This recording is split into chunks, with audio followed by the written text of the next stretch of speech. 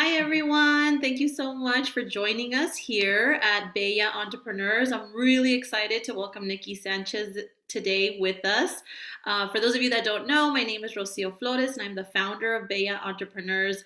And really, the purpose of this organization is to elevate the Latina entrepreneurial voice with a focus on those women, Latina entrepreneurs and business owners that are in South LA, South Central, and the East Side and East LA communities of Los Angeles.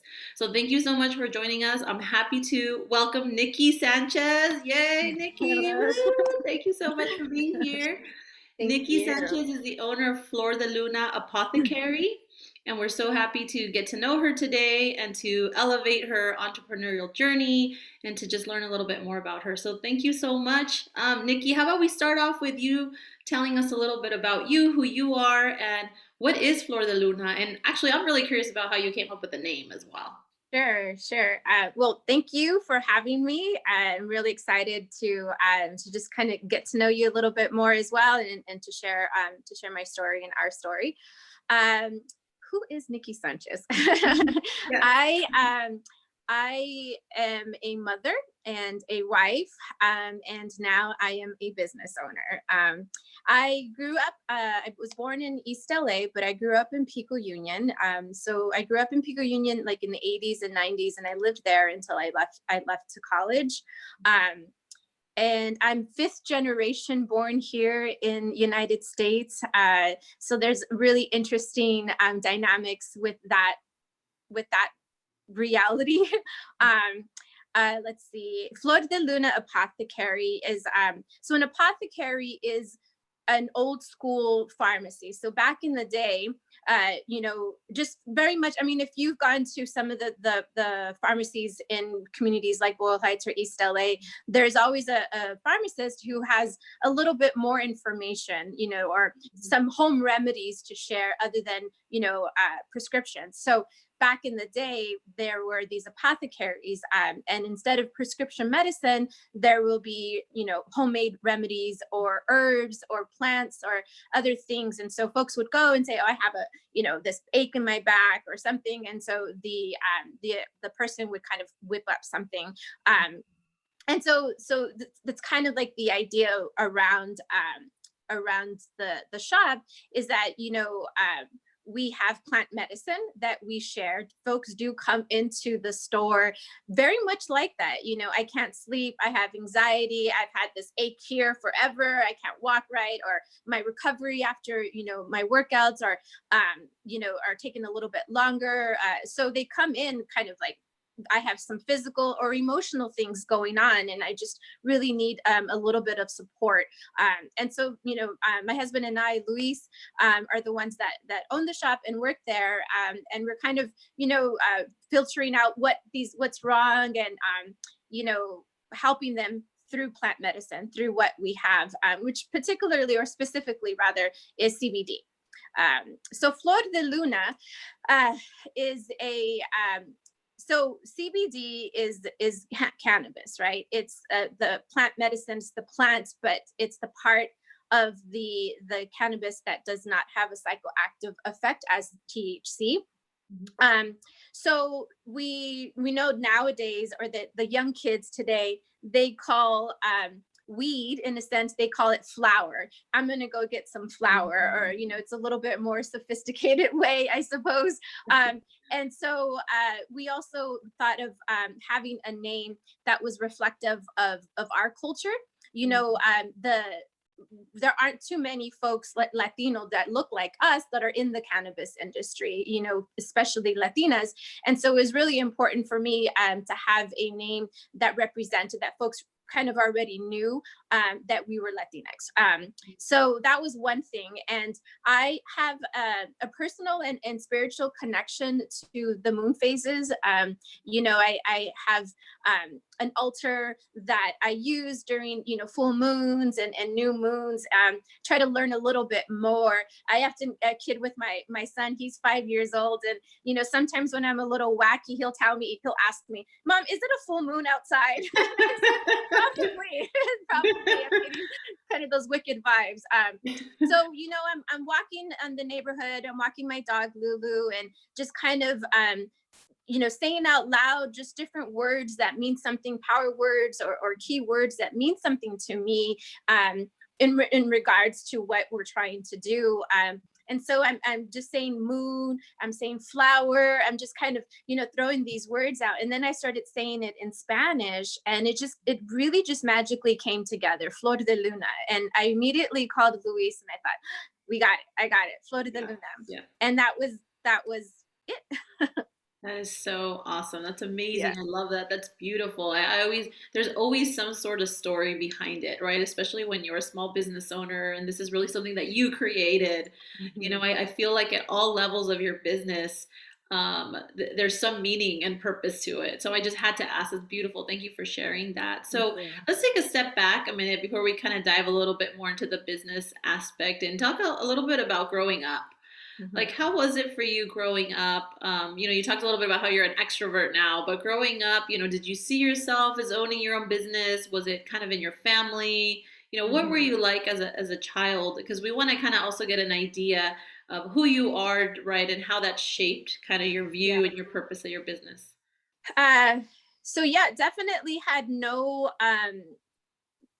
intention as a young person to open up a business. It's not something that was part of my family. I was raised by a single mom, and my mom worked really hard. She worked, full time jobs all of my life, and worked really hard to give us what we needed. My sister went to private schools, Catholic schools. I did for a long time, and then my mom was very much involved in our interest, but she worked hard.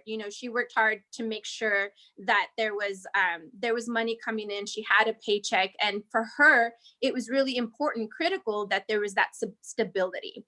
When I went to college, ironically, because of my mother, the first time I heard the word Chicana was from my mom. And so, I think I got my first political awareness from my mother because of her experience. She grew up in Extrata courts in the 70s.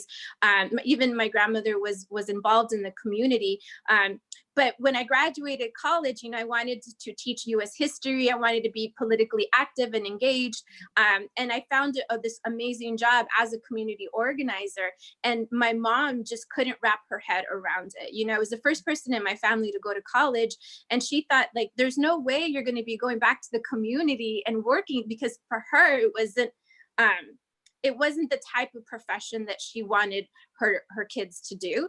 And it wasn't because she didn't believe in what I believed in or what we were doing, but it was because of the stability, the financial stability. My mom worried a lot about money, obviously, as a single mom. So when even then, as an adult, 45 years old, opening up a business with a partner, and having the funds to do it, even then my mom was still kind of like, are you sure?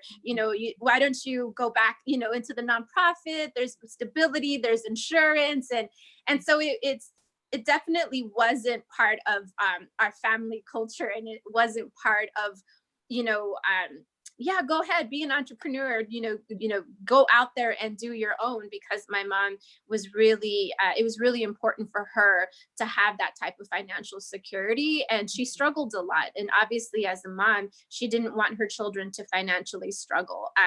But she also, it took her a while to understand what we were trying to do. And in the end, unfortunately, my mom, Yolanda, she passed away in July of last year. But she was there when we opened up, and she was really proud of, being able to see, we had conversations about what I envisioned, what I was trying to, what I wanted to do. And for her to come physically into the store and to really see all of that come into play, and kind of like really be real. She just felt really proud. And so it, like, again, it wasn't something that was cultivated as a child. And so I didn't grow up with those entrepreneurial ideas or confidence. And I think it really played out a lot in the process of opening up the shop, right? Because it's easy to internalize a lot of those doubts. And I do need now that I'm a mom as well, it's easier perhaps for me to consider just going back into the nonprofit and doing the work that I loved.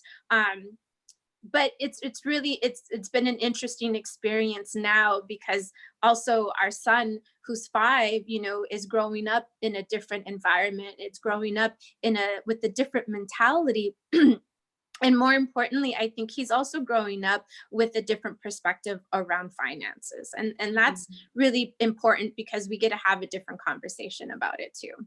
No, definitely. That's all very powerful, and I think that I've talked to different um, entrepreneurs that have talked about growing up in an environment or in a household where their parents were business owners, and then I've talked to those that weren't, but I still see like some commonality. I feel like a lot of the work ethic, the courageous spirit, the sense of community, like all those values, I feel that I even see that you are sharing with us as you're telling your story, is foundational to being that successful entrepreneur, to having the drive to continue and get best challenges. So I appreciate you sharing that. I think that there's so much that even just hearing what we've heard, and we're not even done yet, we still got a lot more to go, but just your courage, I know, is going to inspire a lot of women that are either thinking about opening up a business, or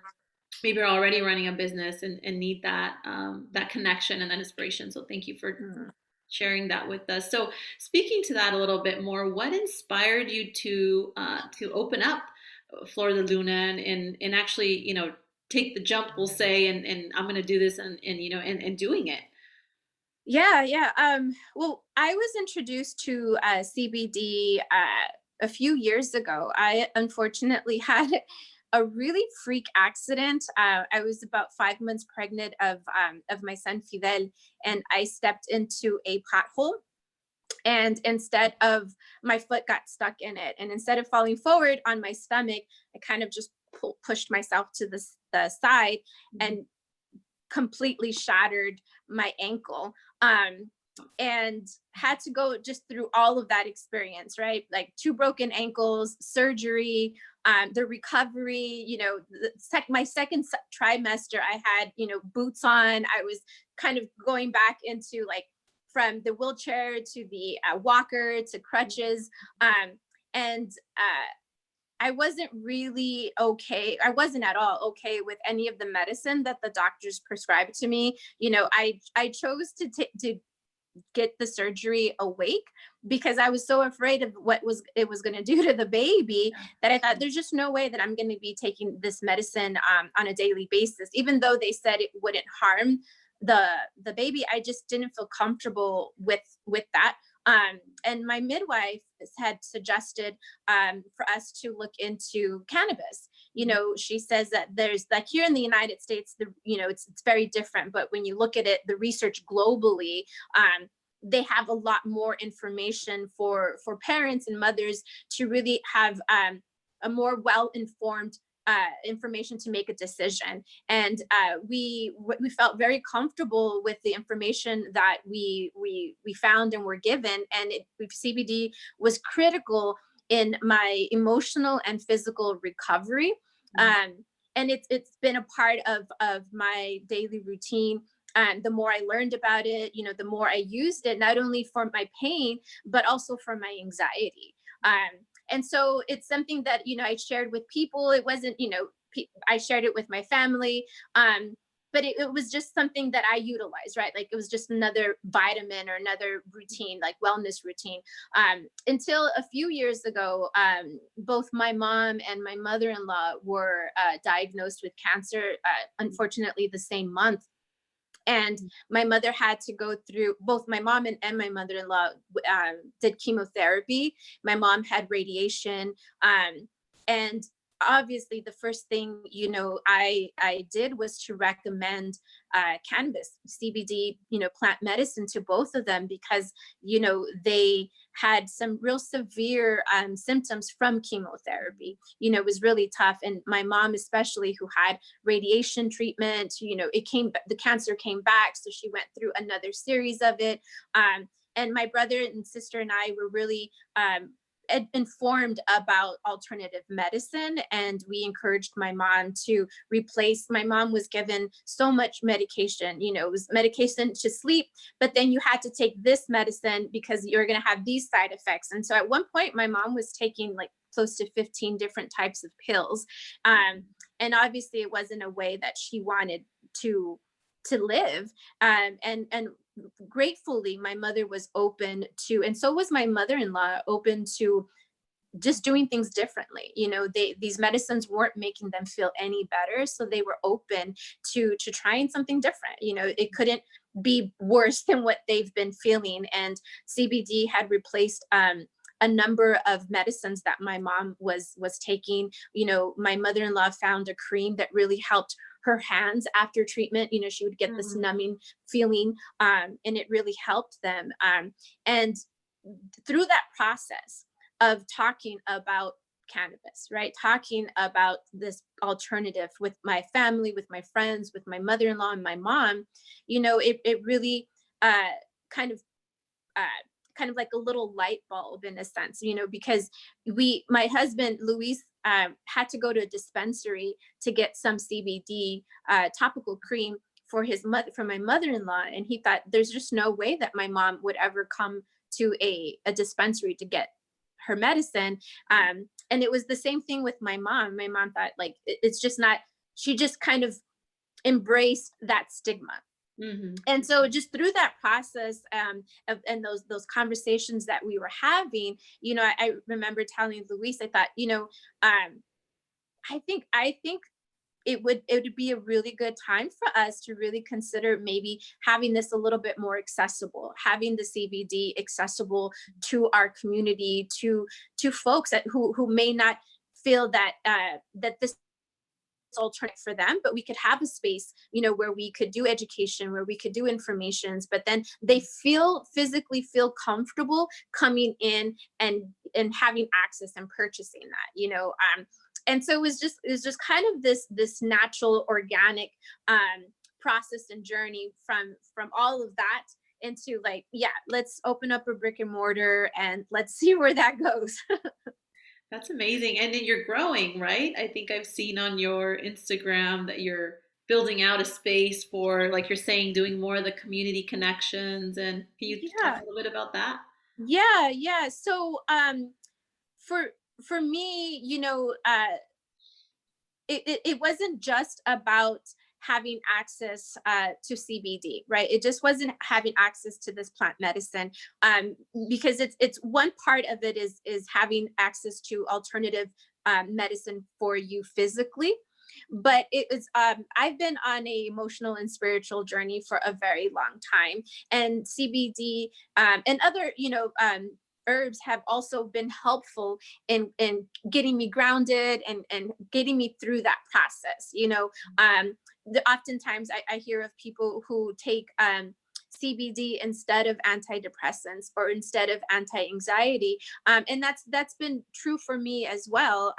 And so it's for me, the idea is not just to have access to the plant medicine, but being able to use that to kind of go a little bit deeper inside ourselves, right? As individuals, as members of families, but also as members of a community, and really look at our wellness and our emotional wealth as a whole, right? Like a holistic community wellness as well. And so we were very fortunate enough to find a space that had basically two physical places, right? We have the shop, and then there's this, it was an office space before. So, they had like a workplace and then all these different desks. So we were able to we're able to use one of them for an actual shop, right? You go in and you get your different types of products, but we're able to now use this other space, which we're calling a wellness studio, wellness, space here to do some of that healing work, right? Whether it's meditation circles, whether it's restorative or trauma informed yoga, whether it's workshops both in English and Spanish to learn a little bit more about CBD, and the world of cannabis. But it kind of really complements the vision, and the purpose of what we're trying to do at Flor de Luna. Yeah, that's beautiful. Thank you for sharing about that. I was gonna speak about your or ask about your purpose and mission, but I really feel like it's kind of flooded throughout the conversation, and particularly in what you just shared. So let's kind of switch a little bit and just talk about what happened, or what are maybe some of the struggles that you faced when you started out. Maybe right now, we all know the pandemic has had an enormous impact on folks, and so Mhm. can you, whatever you feel comfortable sharing, just speak to some of the struggles or challenges that you've had. Yeah, I think, I don't know. I don't have a reference, because we weren't open before the pandemic. So I don't know what it would have been like, or how different it would have been had we opened up in 2019. And I think the biggest challenges and struggles, obviously, is the work that we're trying to do. It really is about building community face to face, and building those relationships, so that the challenge has been, how do we do that? And actually, I'm a huge introvert, and so having to kind of transfer it online, where face to face, in person is that's my go-to. I'm always down for a little face to face convo, but Yeah. having to be, like in front of a camera, or having to be, in these kind of settings has been challenging, because it's you even though you're like in the person, you kind of have that energy that you're exchanging with each other, so how do we do that online? How do we have some of these workshops, and then really not only do that and adapt to that, but how do we get the word out, right? Like, how do we get folks to it's one thing to kind of promote or advertise to get folks to come physically into the shop, but then how do we do that online? How do we get them to kind of come online to our shop, and go through that process and go through that journey? So it's been challenging in that way. But I think, the good thing is that folks have been a bit more open, and looking for alternatives, looking for things that that will be helpful for them, for their body, mind, and soul. And so it's I see it, I see folks just kind of coming in out of pure curiosity.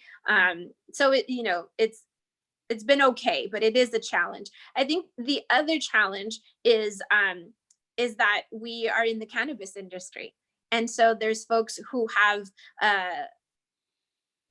already have a narrative of what we're doing, or have like are just very skeptical of what it is that we're doing. Or we had a couple of folks come in and they asked, like, oh, you all selling marijuana? And we tell them, well, no, we're not. We're selling CBD, and this is what it is. And then oftentimes I say, and even if we were selling, it's Yeah. not it's not anything, we're not doing anything bad, and this is why we feel that we're not doing anything bad, but I think there has been the biggest challenge, at least for us, this opening up during the pandemic is, we opened up a brick and mortar, a shop, and during a time where our city was shut down, and so we hadn't planned on having a really strong online presence. Online presence and then the social media are kind of two different things, but we hadn't thought about that. We hadn't, obviously a website was one thing, but we hadn't really thought about all of that. We thought we're just going to have the shop, we're going to have these workshops, and it'll just kind of, if you open up, they'll come, kind of a thing. So it's been a shift, and really kind of looking at business differently, and then having folks come to the shop in the middle of a shutdown and a pandemic. Yeah, yeah, no, that's definitely a lot of the struggles that have folks have experienced. I think have some that, like you mentioned, are just those that you have that you would have had whether the pandemic was there or not. Kind of like the stigma you talked about and what Right. people think about, CBD and those kinds of things. And some of them are very specific to what we're going through right now. So I know it's definitely an experience of like going through those hills and valleys, right? It's like it's never kind of like a straight path when you're a Right. business owner, right? So, what advice or tips would you have for other rising Latina entrepreneurs that are either considering starting a business or maybe are in their beginning stages of doing so?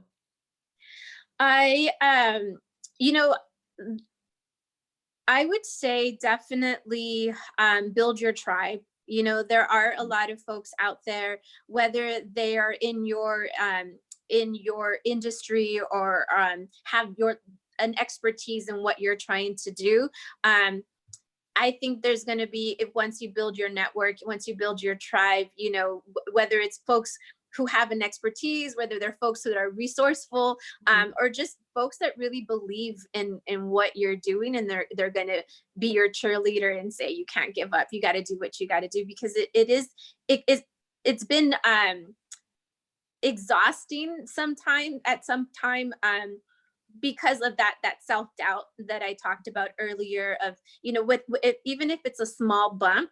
For me, it was huge. I thought, well, maybe this is a sign, maybe we shouldn't be doing this, maybe this is just too much, maybe it's just not the right time, like what are we doing, like maybe I should just do something a little bit more stable. So kind of when you have those folks that really believe in what you're doing, that are resourceful or have those kind of contacts, they're able to kind of get you out of that doubtful talk, and really put you in a different path, but really continue to encourage you to follow through, and all that. Also, I learned that there are resources out there, to help folks. There's like the LA business, I think it's the LA Business Resource Center, where they have workshops on how to start a business. You're able to meet other people there. And then I think for me also, when I started to talk about this idea that I had, there was folks that, oh, I know somebody that you should talk to, or, have you heard of this person? You should follow them. Or I just saw this flyer. And so it was just kind of those things that the more I talked about it, the more resources I was getting, or ideas or support.